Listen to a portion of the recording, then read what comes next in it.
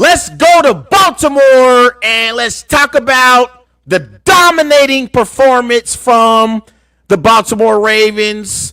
The Baltimore Ravens beat the Detroit Lions 38-6 Sunday afternoon in Baltimore. For the Lions, Jared Goff went 33 of 53. He threw for 284 passing yards, 1 interception.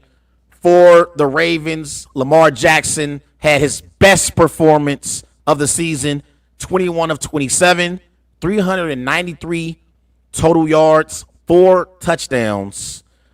And when I look at this game between the Lions and the Ravens, my biggest takeaway was this was an MVP performance from Lamar Jackson.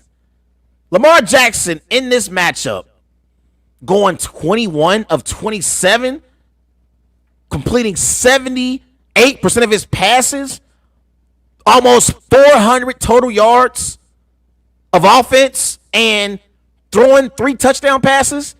This was his best performance of the season. And coming into the season, I chose Lamar Jackson as my NFL MVP this season. And this type of performance makes me feel amazing about that prediction. It makes me feel amazing because this was the performance that Lamar Jackson needed. This was the performance that he needed in week 5 against the Pittsburgh Steelers. Lamar Jackson, if you look at his stats in that game, they weren't great. In week 5 against the Steelers, Lamar Jackson, he went 22 of 38, threw for 236 passing yards, 1 interception. And so at the end of the game, you look at the scoreboard, Steelers 17, Ravens 10. Everyone wanted to blame Lamar for the Ravens not winning that game. Because I thought in week 5 against the Steelers, the Ravens had multiple opportunities to put the Steelers away and win that game in week 5. In my eyes, the Ravens are better than the Steelers are. And I thought they outplayed the Steelers majority of that football game. And Lamar Jackson threw the football to the receivers, and the receivers were dropping passes in that game. They continued to drop passes. I counted at least 8 drops in that week 5 loss to the Pittsburgh Steelers. And so everyone wanted to blame Lamar Jackson, and he did have the red zone interception in the fourth quarter of that game. But Lamar Jackson was accurately throwing the football down the field in that game.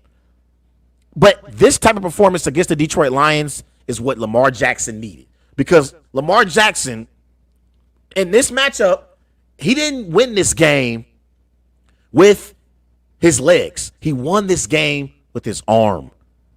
He won his game with his arm. And so when you look at Lamar Jackson, his ability to be a pocket passer is what is making him elite. That's what's making Lamar Jackson elite. That was the only question that we had about Lamar Jackson was about whether or not he could be an elite pocket passer. And I believe now, being in this new offense with the Baltimore Ravens, I believe that he is now a legit pocket passer. Because they transition. Remember, they transition from coordinator to coordinator. They have offensive coordinator Todd Monken now. And Todd Monken wanted to change the offense. They previously had Greg Roman. And now they have Todd Monken. And Todd Monken wants Lamar Jackson to be a pocket passer and distribute the football to Zay Flowers, to Odell Beckham, to Mark Andrews. And he did just that in this game against the Detroit Lions. Zay Flowers had 4 receptions for 75 receiving yards. Mark Andrews, 4 receptions, 63 receiving yards, 2 touchdowns. OBJ, 5 receptions, 49 receiving yards. Bateman, 2 receptions, 36 receiving yards. So In this matchup against the Lions, Lamar Jackson was a pocket passer. And he showed his ability to throw the football down the field effectively. And I loved it. I loved it. You look at the Ravens so far this year in their red zone passing. Weeks 1 through 6, they completed, Lamar Jackson basically completed 70% of his passes in the red zone. Week 7 against the Lions, he completed 83% of his passes in the red zone. Weeks 1 through 6 in the red zone, Lamar Jackson, 5 touchdowns, 2 interceptions. Sunday against the Lions, 3 touchdowns, 0 interceptions, all which were season highs. So Lamar Jackson is elite, and he's currently 16-1 against NFC opponents. 16-1. You can't prepare for Lamar Jackson. So teams like the Chiefs, the Bengals, the Steelers, Browns, they see Lamar Jackson in the AFC. The Bengals, Steelers, and Browns specifically see Lamar Jackson 2 times a year. So they know how to try to prepare for Lamar Jackson. But if you're an NFC team like the Detroit Lions, you don't realize how great Lamar Jackson is until you're in the game in live action playing against him. And the Detroit Lions did not know what hit them Sunday afternoon in Buffalo. At halftime, the Ravens were beating the Lions 28-0. This has nothing to do with the Detroit Lions. I still think the Detroit Lions are contenders in the NFC. And they are running away with the NFC North at the moment. But this was about Lamar Jackson. And this is the reason why I believe the Baltimore Ravens are not only the favorites in the AFC North, but the favorites as a team that could reach the Super Bowl. It can happen.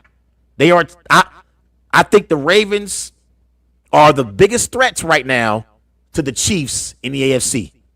I'm going to talk about the Chiefs in the next segment. But to me, and I know the AFC North is competitive. Everyone's going to say, man, the AFC North is competitive. You got so many great teams. The Steelers, the Browns, the Bengals are starting to play better.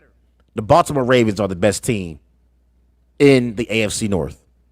They're 5-2. They could easily be 6-1. Easily be 6-1.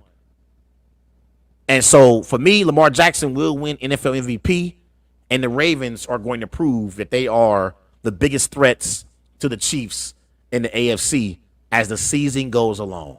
And this performance from Lamar Jackson solidifies him as a pocket passer. And I love him being in that system now with Todd Monken.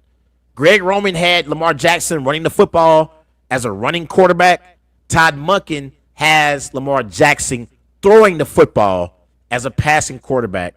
And I believe that is the recipe for success for the Baltimore Ravens to be at their best and be Super Bowl contenders. Shout out to Lamar Jackson and shout out to the Baltimore Ravens for this dominating performance over the Detroit Lions.